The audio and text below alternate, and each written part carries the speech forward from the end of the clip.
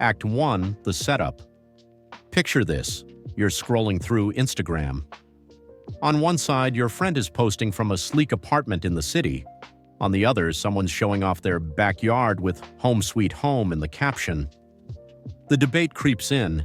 Am I wasting money renting, or am I risking too much by buying? Hi, and welcome back to Green Gains, where we turn financial confusion into clarity. Today we're tackling a question that's practically a rite of passage into adulthood. Renting or buying, what's the smarter move? Here's a reality check. Make the wrong choice, and you could be setting yourself back years financially. The stakes couldn't be higher. But stick with me until the end, because you'll leave with crystal clear clarity, and maybe a little surprise you didn't expect. Quick question. Would you rather be a landlord or a tenant at Hogwarts? Imagine paying rent in magic beans. But hey, in the real world we have dollars, mortgages, and leases. Let's break this down. Act 2.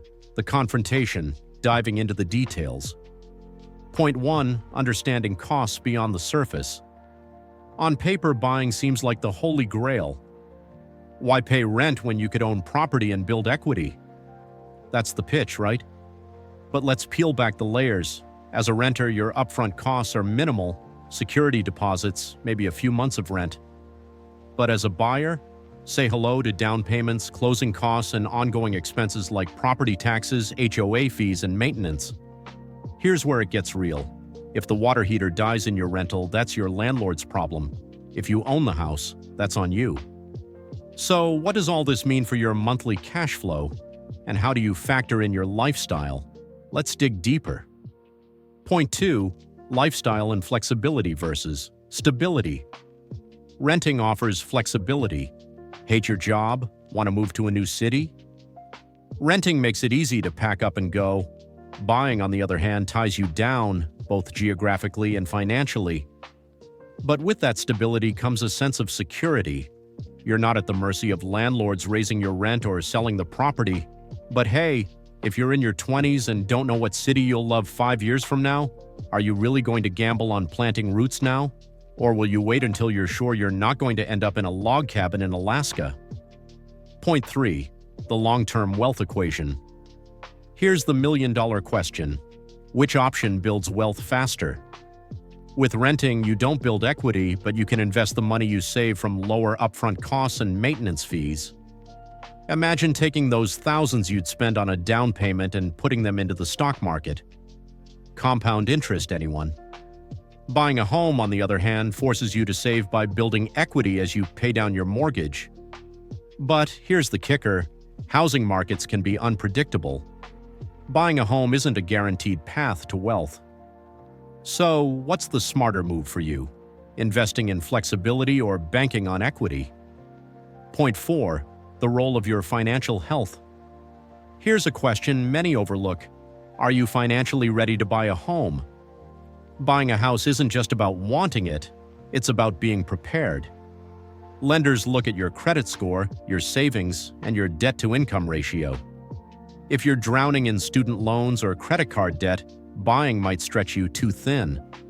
Renting, on the other hand, gives you time to stabilize your finances. Use that time to build your credit, save for a bigger down payment, or pay off high-interest debt. Think of it like this. Trying to buy a house with shaky finances is like entering a marathon without training. You're going to hit a wall hard. But what about the emotional aspect of owning a home? Let's explore.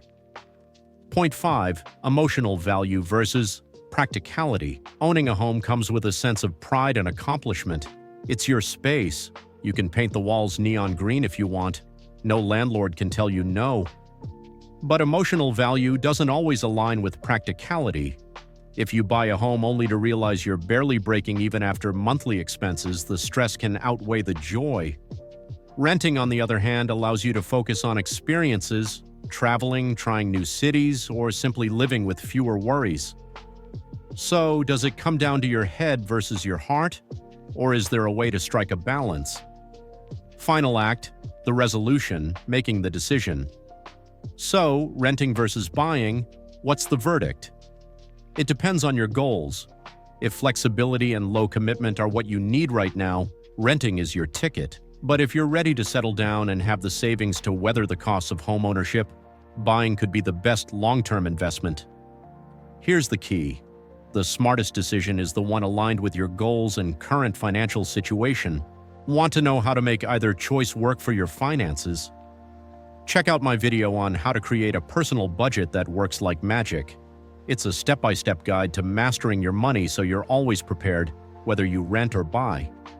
Click on the screen now and I'll see you there. Until next time, stay smart, stay wealthy, and keep building those green gains.